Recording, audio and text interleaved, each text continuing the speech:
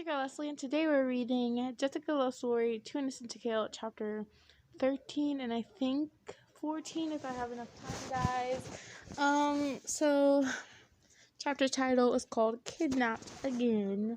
Guys, I apologize if the videos haven't been that great. One of the videos for Valentine's Day, still, like I always say, I did the best I could do since my mom was driving and all that stuff. Or we had to drive 8 hours straight.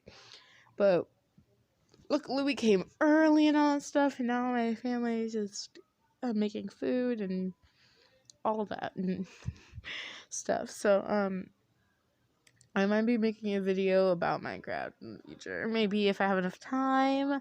I don't know. Maybe.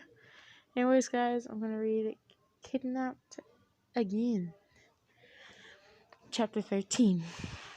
We continue to... Oh, by the way, there are cats and dogs in here. So, yes, I said you too, Gray. But, this might be awkward for me to read. I just read alone, but, this is kind of the quietest room I could find to read for you guys to, actually hear me. So, yeah, and there's no humans, so it's fine. Anyways, continuing. Kidnapped again. How long is this? Okay, this might be a long chapter, so I don't know. Okay. We continue to look around. Jeff then pulls us into a restaurant, and Jeff orders us pizza. As we wait for our order, a girl about my age comes up. "Hi, I'm Nicole," she greets. I look at Jeff. Then I stand up and slightly bow. "I'm Gabby. It is a pleasure to meet you." Nicole then just giggles and sits down beside me as I sit back down. I look at Jeff and I can tell that he's getting annoyed. I put my hand on his clenched fist and he untenses. "Okay. Is this your boyfriend?" she asks, staring at our hands questioningly. I look down, blushing as I nod. She giggles again and turns to Jeff. "So, what's up with the bandana?" she asks, and I get nervous for Jeff. He didn't want anyone to see his face. Well, what if she asked him to take it off? I have embarrassing scars on my face. He answers kind of truthfully. Both of us love his scar, and neither of us are embarrassed by them. Oh my god, I keep messing up her dang name. Nicole then just nods her head and our pizza arrives. "Well, Gabby, it was a pleasure meeting you. You too, sir." She then walks away waving. I slightly wave back and Jeff just sits there. He then gets me off a slice. Then he gets me off a slice of pizza, and he puts it... Okay, sorry, this lady didn't write this correctly, or man, oh my gosh. And he puts it on my lap. I look at him, and he nods for me to taste it. I then take a bite, and it is delicious. Of course, pizza's God, man. I then take another bite, and Jeff then gets his own slice. Jeff had to go to the bathroom after we had finished eating, and he told me to stay right at the entrance of the mall so he can find me. I would just use the restroom because, I need after I eat food, I need to wash my hands or I'm gonna go crazy, psycho. Mom just always tells me to use hand sanitizer, but I'm like, no, I need it off with water and soap. I don't like hand sanitizer. It just always sticks to my hand. You know what I mean, guys? Anyway, continuing. I wait there patiently, humming that song from earlier. A van then pulls up and a guy gets out and he looks around. He then spots me and walks up to me. "May I help you, sir?" I ask. He looks scary, but so do a lot of other people who seem nice. He nods his head, then grabs my arm and throws me into the van. I scream for help, and he then brings a piece of cloth up to my face, covering my nose and my mouth and nose. I smell something strange before everything goes black. I open my eyes to what seemed like minutes after, later to find myself and looks like an abandoned house. I try to move, but to find myself tied up, a gag in my mouth. I hear footsteps and I look up to see Nicole? She stands over me, a grin for adoring her face. You are too cute for my brother and me to pass up on it, she says. Excuse me, what? Jack? She yells, and a guy walks in. He's wearing a blue mask with no place for a mouth or nose, and his eyes, they're missing with black. Okay, guys, before I continue, y'all guys know who this is. Do I need to even explain? With black stuff oozing out of them. I try to get out of my bindings to find them getting tighter. I try to scream, but instead I gag on the gag. Where's Jeff? Where's Jeff? Is he okay? Jeff! Tears come to my eyes and Nicole kicks me in the stomach. Hard. Kind of feel bad for this girl, but like, dang, weird words. I cry out as much as I can, and she takes the gag out. I cough up a little blood, and I look at them. You get the kidneys, I get the rest of the body. Do as I please. She kicks me again, and I cough up more blood. Please. It's Jack, right? Please help me. I say, coughing here and there in between a few words. Don't you see me as a monster? He asks, and Nicole looks at him. Of course she does. Everyone does. Now go ahead and take your kidneys. I shake my head at her remark. No, you are not a monster. So what if you crave to kill? Crave to take kidneys? You are still a person. You still have a soul. The blackness starts oozing even out more. I guess those are tears. I guess he's always in pain. I feel sad for him. He then helps me up and takes off the ropes. Idiot, what are you doing? Nicole asks as I dust myself off. I then hear footsteps, and the door burst open to reveal Jeff. His face was now uncovered. Nicole screams, and I run out to him and hug him. I knew that there was something wrong with you when we met.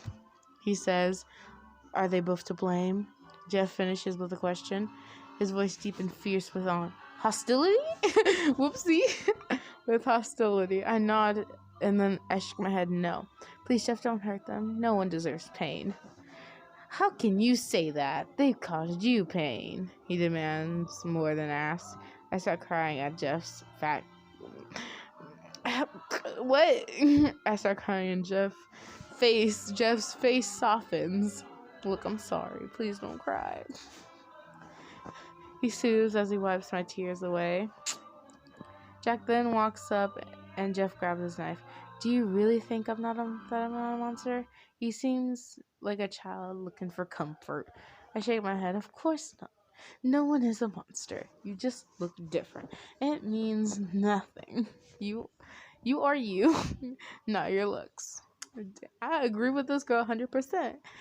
I can tell he's happy, and he bows to me, then he straightens. Thank you so much. Nicole, let's go. He then grabs the unconscious Nicole, why is she unconscious, and drags her out of the room. Jeff and I hug and kiss, and we make our way back home. Today was an eventful day. No, I'm gonna save a star, because, that deserves a star. That so deserves a star. I don't know why I didn't give it to this poor... Anyways, we're reading a site to kind of cut it, because I had to, y'all. I'm very annoyed by this, naturally. Advertisements. Anyways, continue, guys. This is chapter 14, The Birth of Area Slender, and guys, we have one more chapter left and then the sequel, guys. Okay, sequel might not read. It depends. It depends on if I want to or not. I'll just put a link at the last video, or if I have enough time to read all three. Who knows? I think I have time, maybe. Anyways, continuing. The Birth of Area Slender. When we got home, I couldn't find either mommy or daddy. I then heard a noise in daddy's room, and Jeff laughs and looks at me. I just stare at him. What's so funny? Do you think daddy's okay? Do you think mommy's okay? Jeff shakes his head and starts laughing. Apparently, I'm not getting something. I wonder what it is. Jeff then grabs my hand and leads me to my bedroom. He then lies me down and kisses my forehead. It's been a long day. Go get some sleep. Well, get some sleep, he says as he closes the door to my room. I smile. How did he know I felt tired? I yawn and I get up. I take a quick shower, and then I change into my pajamas. And then I go to my beautiful, peaceful sleep. I'm changing some of the words so it could be smaller. A few weeks had passed, and now I'm sitting on the couch with Jeff. Mommy and Daddy said that they have good news. I wonder what it is. I look over at Jeff, and he shrugs and squeezes my hand to comfort me from my confusion. Mommy and Daddy then walk in the room. They're holding hands. Gabriella, Jeff, we have something important to tell you. Daddy says first, I'm gonna be a new mommy, Mommy says with a smile.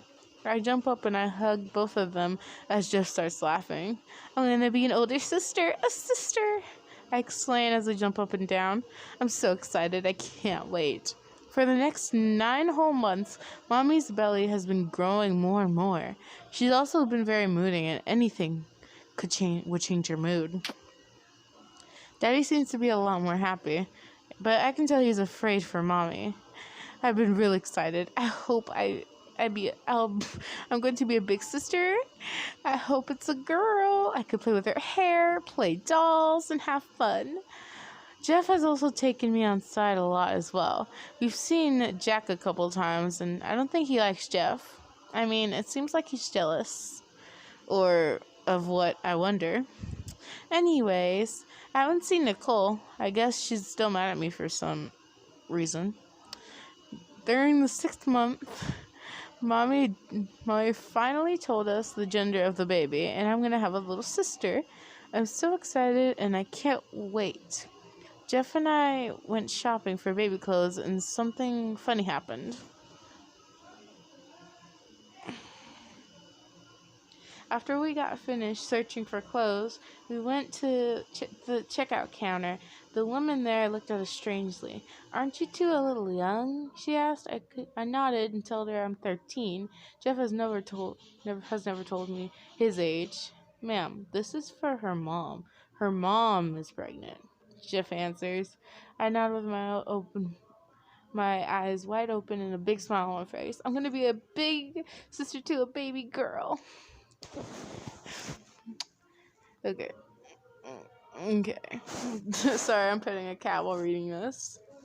The woman then laughs and checks us out and tells us to wish my mom good luck for her. Then finally the day came. Mom was on the sofa and Daddy had gotten a human doctor. Daddy hid in the closet while watching everything. I stared in amazement at Mom giving birth, and Jeff looks disgusted. The baby then pops out. Why am I reading this? The doctor catches her.